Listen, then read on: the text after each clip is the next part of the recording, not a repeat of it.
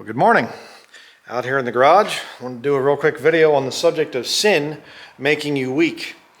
I'm going to cover some things here, but I want to show this old bicycle here, this green one, and we have a couple more of these ones. I always called these things when I was growing up, they had these curved hand grips like that. I always said that these were ram horns. They always reminded me of ram horns. And there's about, I think, 3 more of those upstairs. But this old Western Flyer bicycle, the green one right there, that was out in the grease pit. We have a grease pit building out that way here at the property, and they left that bike behind. And so cleaned it up a little bit, polished up some of the chrome there just to see if I get the rust off of it. But be getting rid of that bike and the other ones, but they're all American made bikes, all of them, including that. I think there's 4 more upstairs or something. But just an interesting thing there. Thought I'd show that real quick. But on the subject of sin making you weak, a lot of people don't understand. You know, again, you have the atheistic way to approach the Bible is that it's the book of religious extremism and there's no good points to it or whatever. And you just need to get rid of the Bible from society. No, there's actually some really good moral things in it. Even if you reject the Lord and whatever else, you don't get rid of the Bible. Okay, that's a bad idea. It's a standard of morality that you have to have there. And one of the big things in there is the Bible condemns certain things as sin. Sin is a transgression of the law. I get it, and things, the law of the Lord is perfect, converting the soul, all of that. But when you start to look at what the Bible condemns, you realize it's actually a good way to live, a very positive way to live. Weakness is something that hurts you, and it's not a positive trait that you want to have in your life. And speaking of strength here, you can see right there some pellets right there, and then over here is some more, if I can point my hand to it there. Always a challenge trying to get my brain to say, here's how you move your finger to point to things in the video. But we bought a ton of pellets from Tractor Supply, and my son actually unloaded them from our old ambulance that we have that we use for doing work, and my son actually unloaded all those himself. 11 years old, and he unloaded a ton of pellets. Stacked them up like that too. I didn't help him at all. So I'm trying to train my son to be strong, you know, so he can grow up to be a toxic male, as they say, or whatever. Stupid statement. I don't really understand that, but whatever. But I've seen this thing down through the years. Let me go into the shop here. My son's actually just started the pellet stove. It's smoking a bit over there. They do have a tendency to do that if you don't run them for a while because the pipe's cold and it doesn't draw properly. So if you see some smoke in here, we're not, you know, smoking pipes or cigars or anything like that. You know why? Because that makes you weak. Nobody got healthier by smoking cigars or cigarettes or chewing tobacco. Tobacco products actually make you weaker. They really do. They rob your body of critical nutrients and things like that. Not to mention the fact it's financially not real great for you to be going and getting cigarettes and things. And I've known guys that were addicted to cigarettes, you know, just smoking all the time. I mean, the cost of cigarettes, I've seen some of the, I don't even know what they are now, but years ago, you know, $50 for a carton or something crazy. Makes you weak.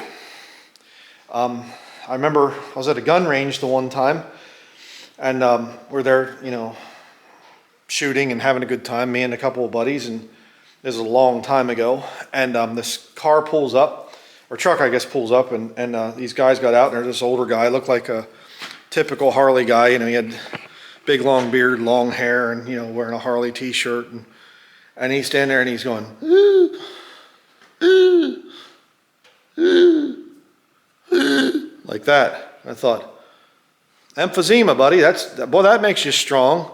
Yeah, you're a tough guy there, Mr. Harley guy. You know, wanted to, you know, I don't know if he was ever in an actual, you know, biker gang or whatever else, but what did the cigarettes do? Made him weak. Sin has a tendency to do that. Had an uncle that for many years he was on drugs, then he got into alcohol, ruined a marriage as a result, and ruined him up here as well. Alcohol makes you weak. Had a next door neighbor many years ago. I've told the story many times, as a Roman Catholic, and the guy was just drunk all the time. And he eventually, after I was praying for years to be able to have a chance for him to be sober, so I could witness to the guy, tell him about the Lord, and Jesus died for your sins, on the cross and the whole thing. And finally got to preach the gospel to him, and he just flat out rejected it. He said, "I'll never believe that. I will never believe what you believe." And I said, "Okay, Lord," I washed my hands of this man as I was walking away from him that morning. And truly had concern for the guy, truly wanted to see him get saved. And walked away, said, "He's yours, Lord." He told me, he said, "I knew a Baptist years ago, and he witnessed to me, and he said the same thing that you're saying, and I'll never believe that." Okay. And it was about a month or two later, I think it was, a couple months later, something. And he was having a hangover or whatever, and he was vomiting, and he fell forward into his own vomit in the shower stall that he had in his place, and basically drowned in his own vomit. He was an older man, and he couldn't get out of the puke pit, and he died. What a way to go. Take your last few breaths, breathing in your own vomit, and then you wake up in hell. Terrible. Made him weak. Especially, I just have to say this too, a lot of the beer out there and things, it's the cheap stuff, it's synthetically produced. They put all kinds of chemicals in it, and very high estrogen type of things, which is why men get beer guts, and they get their pectoral muscles start to look more like women's breasts. Sorry, just being very blunt about it. It's a terrible thing. It's not making you a man, it's making you weak. Video games. Speaking from experience, I was a video game addict for many years. And the funny thing, when I was a boy, I was really into riding my bicycle and things, and I'd be out in the woods all the time. Didn't need eyeglasses. Then I was introduced to video games, and all of a sudden, I needed eyeglasses. My eyes started to get bad. And then as some time went by, I became a teenager, and I got into dirt bikes and four-wheelers and things. I had a Yamaha Banshee in high school, and I've told stories about that. And I was really into, being outdoors a lot. I didn't play video games that much. And you know something? My eyes actually corrected. And went back to the eye doctor, and I said, I'm getting headaches a lot, I don't know what my problem is. And he said, he put me through the eye test. He said, your eyes are back to normal. You don't need glasses anymore. Totally restored vision because I wasn't playing video games. And then I went back to playing video games years later after that, and all of a sudden I'm back to needing glasses again. Made me weak. Made me also unproductive as a man, and thank the Lord that, all these years later I finally own a really nice place, but I could have gotten along, or could have gotten a place like this a lot earlier had I worked all those years instead of sitting in front of a computer playing video games. Made me weak. I've shown this chainsaw here in different videos. The big 394 XP right there, the huge big bar. 94cc professional chainsaw. I used that thing for years. That makes you strong. These axes on the wall here, splitting mauls and things like that, that makes you strong. Crosscut saws up there behind me. One-man crosscut saw, that was my grandfather's saw up there. These two here I inherited with the property, and those blades right there, they came with the property as well. But a lot of this stuff here is mine. That makes you strong.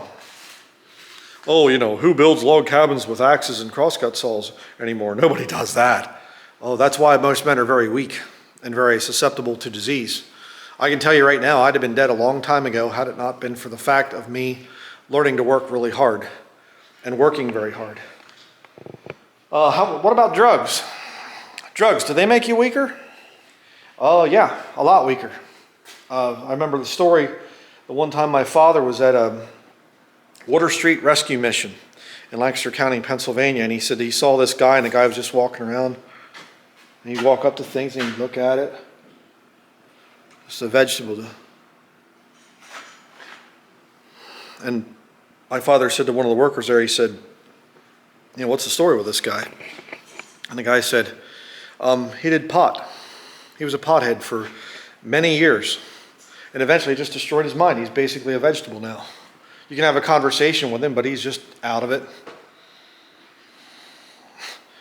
Do I want that stuff around? No. No, thank you. You say, well, I agree with you, Ryan. Illicit drugs are really bad. What about licit, legal drugs? What about the pharmakia, which the Bible is the Greek word for witchcraft in your King James Bible? What about the pharmaceuticals? I can tell you that I have known of a number of men that were very strong, farmers and very, very strong men.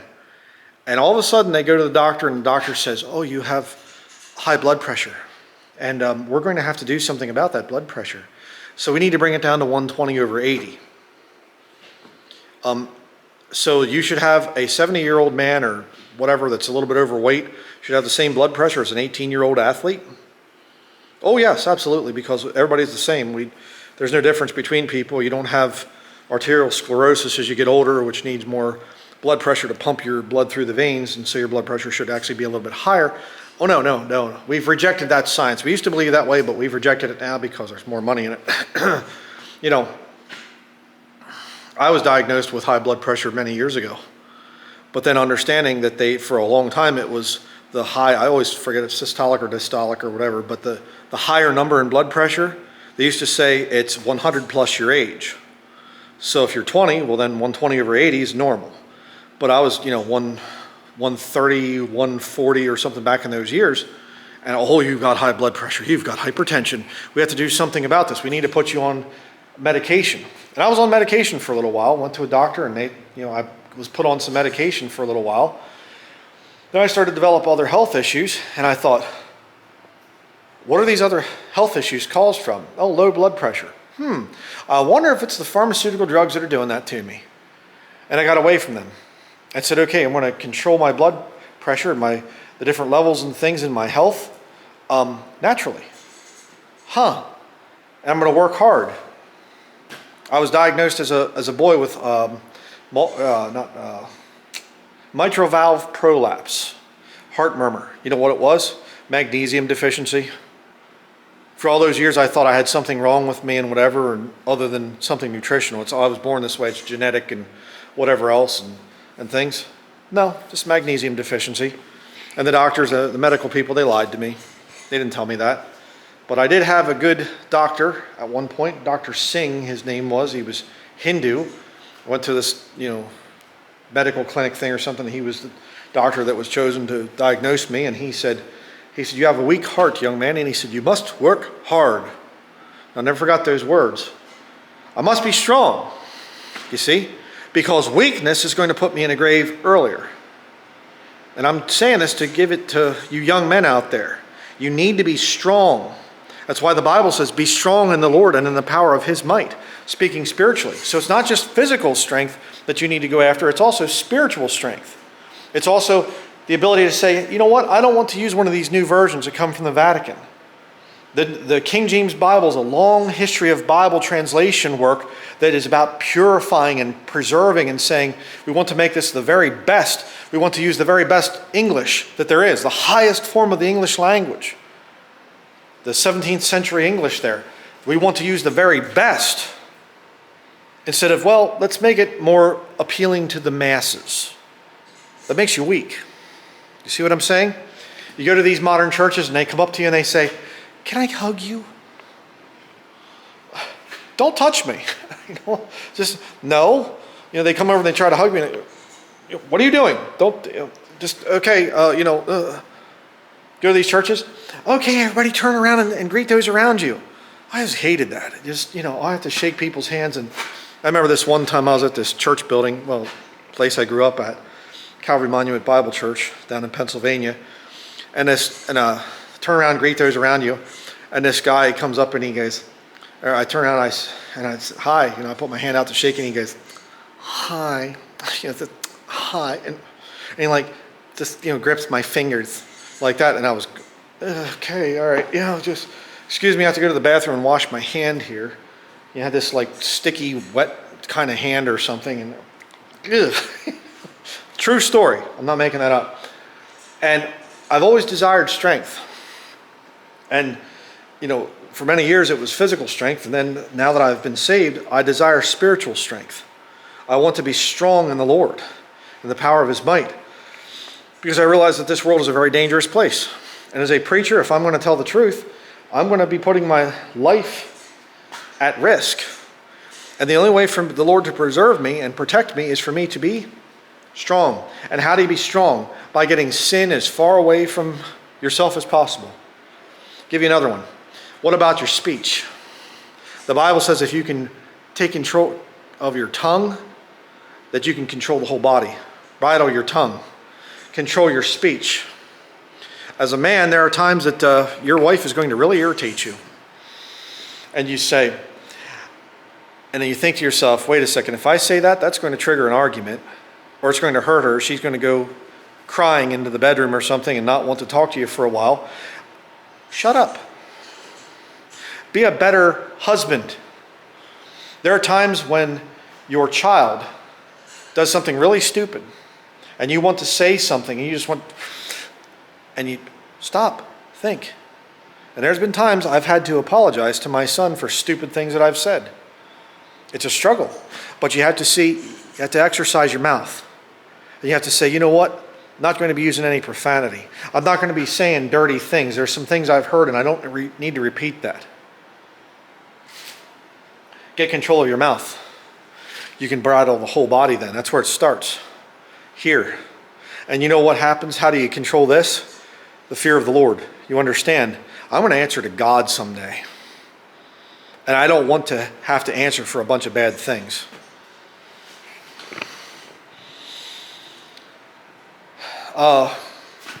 Womanizing. Pornography. You know what pornography does to you? The sin of pornography? It causes you to lust. And it teaches you, back in the past they'd have, the different magazines out there. I'm not even going to say it because I don't want to put images in people's minds, but it starts off with a woman with clothes on. And then it shows more clothes come off until she's completely naked. Why? Because they're training you to do that with every woman that you see. So that you can never be a real man and say, okay, this is my wife. I respect her. We have a relationship there, the marriage bed as the Bible calls it, but I respect her. And I want to have my daughters there, and I'm going to respect my daughters and teach them how to gain the respect of young men out there. Oh, it doesn't hurt to look, what I'm saying? Man, elbow, look at that one. Ooh, yeah. You know what you're doing? If you want to be a real warrior, you can't be, you have to be invincible to the thing of lust. You can't look at a woman and say, let's just say it this way, okay?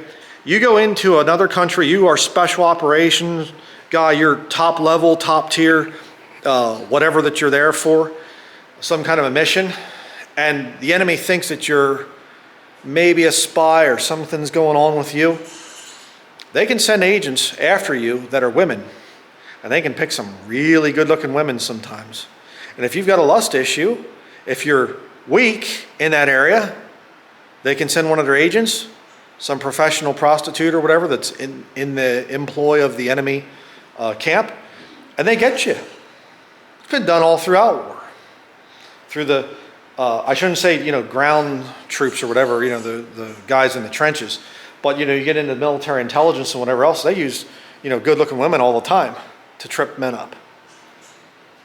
See, consider yourself as a soldier for Jesus Christ if you're saved. And you say, if I go out and I have a night of drinking, I remember that Mick Foley, the professional wrestler, some people say I look like him, whatever, or he looks like me, or I don't know.